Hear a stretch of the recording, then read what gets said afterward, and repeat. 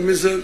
President, I hold very clearly that these MPs know that they should not have any business in trying to implement projects in their constituency. Implementation of projects should be left to the county government. Kenya witnessed history on Monday at the KCB Leadership Centre in Karen. For the first time, President William Ruto and ODM leader Raila Odinga co-chaired a joint parliamentary group meeting. But what was meant to symbolize unity quickly turned into a clash of ideas. Raila was heckled. Ruto drew a hard line on corruption, and members of parliament left divided on who truly controls development. The big question now is this coalition a pathway to reform or a ticking time bomb? Let's break it down.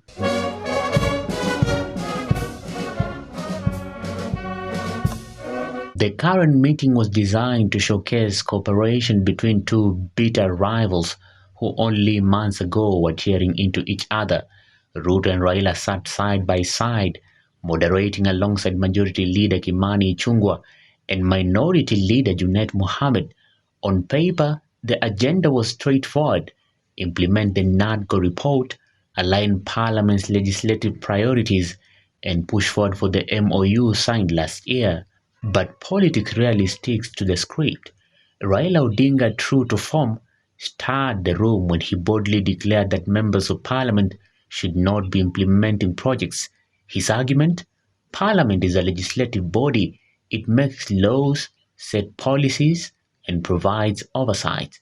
The executive should execute projects, and counties should be empowered to take full charge of local development. Constituency is not an element of devolution. Devolution remains at the county. Down there at the constituency, the county government does implementation of the projects. I'm saying, correct.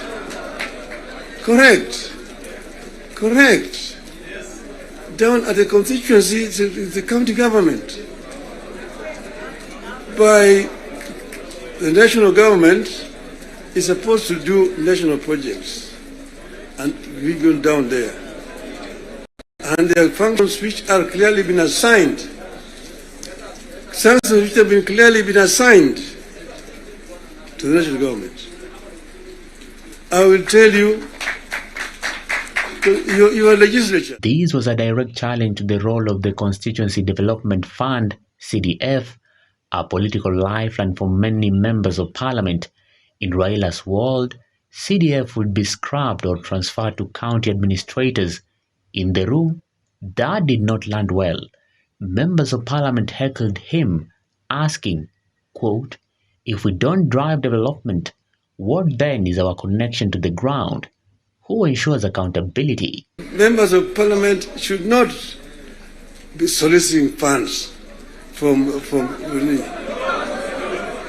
because you see, listen to me.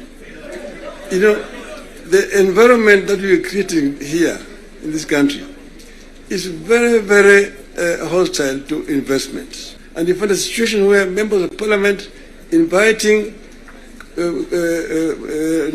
parastatals and so on, and even purporting to be cancelling projects that have been signed.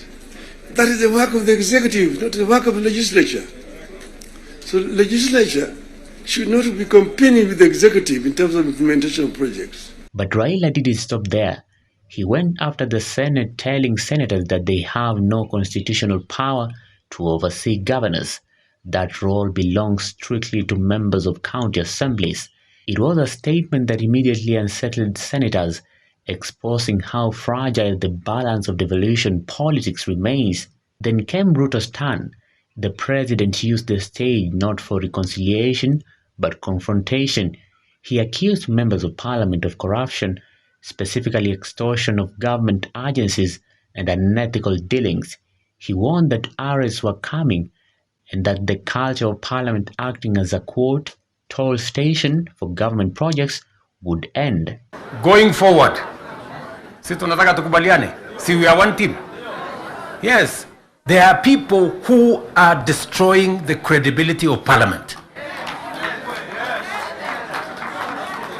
and they are collecting money in the name of parliament. And some of the time, or most of the time, that money never gets to parliament, it gets to a few people.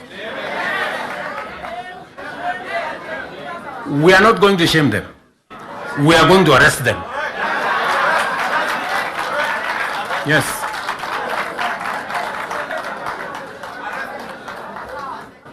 Do we agree? Do we agree? Yes. Whoever is giving and whoever is being given and whoever is doing whatever it is, we sort them out. Because the reality, friends, the reality is that there is a problem. And we all know here, tukitaka tu kusema ukweli, there is a problem. And unless we sort it out, we are going to destroy our nation. We are going to destroy this nation unless we sort it out. And we must be as candid to ourselves here as we are candid in implementing what is transformational for Kenya.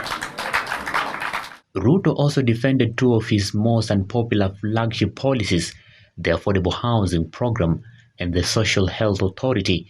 His argument was sharp. If Raila were president, he too would have been forced to implement them, and he too would have faced public resistance.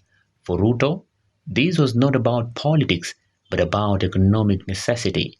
He painted a grim picture of Kenya's governance: long bureaucracies, poor leadership, entrenched corruption, and a country, quote, playing in the wrong league when it has the resources to compete with developed nations. We must make sure that we get resources to the grassroots, but we also must make sure that the resources that get to the grassroots is used for the people, not other ways. And so we must do for the national government as well. In our 10-point agenda, we have discussed about the young people of our nation and how we need to protect their livelihoods.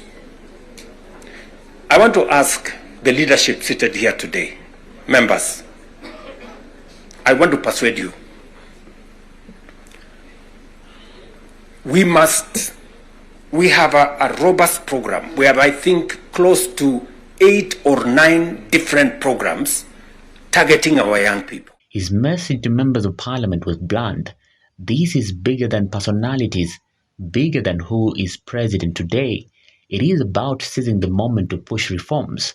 Yet, the question lingers, can Raila and Ruto sustain this unlikely partnership, or will clashes over CDF, county controls, Senate oversight, and corruption tear it apart before it even takes root? Share your thoughts in the comment section below. For Maisha TV, I'm William Juma.